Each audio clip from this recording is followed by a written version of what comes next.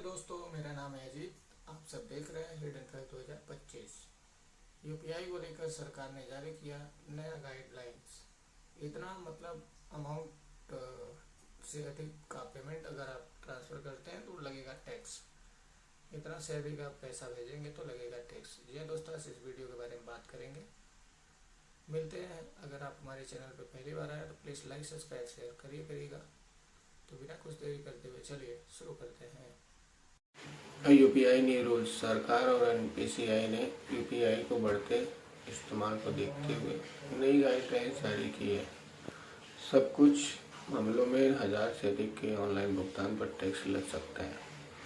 Digital payment पर रोजमर्रा का जिंदगी का हिस्सा बन चुका है, लेकिन बार बार होने वाले लेन देन टैक्स अधिकारियों के राडार पर आ सकते हैं। छोटे छोटे भुगतान भी साल भर में बड़ी राशि बन जाते हैं, इसलिए नियमों को जानना जरूरी है। यह बदलाव पारदर्शिता को सुरक्षा को बढ़ाने का उद्देश्य के लिए किए गए हैं। तो छोटे भुगतान भी आ सकते हैं जांच में। जी हाँ दोस्तों, यदि कोई व्यक्ति रोजाना 400 जैसे छोटे भुगतान करता है तो हर साल भर में लाखों रुपए का लेन देन बन सकता है। यदि यह राशि किसी सेवा के बदले में ली जा रही है तो इसे आय माना जाएगा और टैक्स रिटर्न में दिखाना जरूरी होगा। आयकर विभाग लेन देन की रकम के साथ उसे पैटर्न पर भी नजर रखता है। लगातार और नियमित आने वाले भुगतान टैक्स जांच कर कारण बन सकते हैं, भले ही छोटी राशि क्यों न हो। डेटा शेयरिंग और निगरानी। गूगल पे, फोन पे और पेटीएम जैसे यूपीआई ऐप्स का डेटा एनपीसीआई के माध्यम से आयकर विभाग तक पहुंच सकता है। इससे यह पता चलता है कि किस खाते में कितना और किस उद्देश्य से पैसा आया है। घरेलू खर्च के लिए भुगतान पर चिंता की जरूरत नहीं है, लेकिन व्यावसायिक सेवाओं के लिए मिले भुगतान की घोषित करना अनिवार्य है। नियमों के तहत पारदर्शिता बढ़ाने और गलत लेन देन पर रोक लगाने की कोशिश की जा रही है। जी हाँ दोस्तों, कब लगेगा टैक्स? यदि आपकी वार्षिक आय टैक्स योग से अधिक है तो आपको सेवाओं के बदले भुगतान मिलता है, तो टैक्स देना अनिवार्य होगा। इसमें ट्यूशन,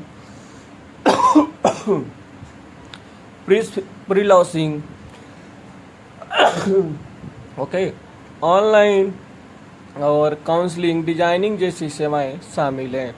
घरेलू या निजी उपयोग के लिए किए गए भुगतान पर टैक्स नहीं लगेगा, लेकिन बार बार आने वाले राशि चाहे कितनी भी छोटी हो, अगर वह आय के रूप में है तो उसे रिटर्न में दिखाना पड़ेगा। लेन देन की नई समस्याएं। यहाँ दोस्तों, यूपीआई प्लेटफॉर्म पर कुछ नई सीमाएं तय की गई हैं। अब तक एक दिन में 50 से अधिक बार बैलेंस चेक करने पर सीमा लागू है। इसके अलावा अनावश्यक ट्रांजैक्शन कम करने की सलाह दी गई है ताकि सर्वर पर दबाव कम हो सके। बड़े लेन देन की प्राथमिकता दी जा रही है और छोटे छोटे नियमित भुगतान को नियंत्रित करने के लिए निगरानी बढ़ाई गई है। यह बदलाव सुरक्षित और स्थिर डिजिटल भुगतान प्रणाली का बनाए रखने के लिए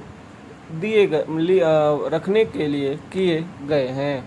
दोस्तों, सावधानी और सुझाव आपके लिए है कि यदि आप डिजिटल भुगतान का नियमित उपयोग करते हैं तो लेन देन का रिकॉर्ड सही तरीके से रखें।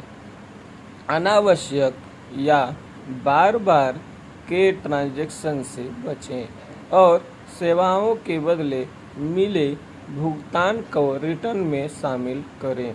घरेलू खर्च के लिए यूपीआई का प्रयोग सामान्य है, लेकिन व्यावसायिक लेन देन के लिए टैक्स नियमों का पालन करना जरूरी है। समय पर जानकारी अपडेट करना, नियमों का पालन करना आपको टैक्स से जुड़ी परेशानियों से बचा सकता है। यह जानकारी केवल जागरूकता के उद्देश्य से बनाया गया है। ठीक है, टैक्स और यूपीआई लेन देन से जुड़ी सटीक जानकारी के लिए आपको आधिकारिक स्रोत या वित्तीय सलाहकार से संपर्क करना पड़ेगा। आज के लिए बस इतना ही दोस्तों, मिलते हैं आपसे नेक्स्ट वीडियो में। तब तक के लिए अगर आप हमारे चैनल पे पहली बार आए हैं तो प्लीज़ लाइक, सब्सक्राइब, शेयर ज़रूर करिएगा।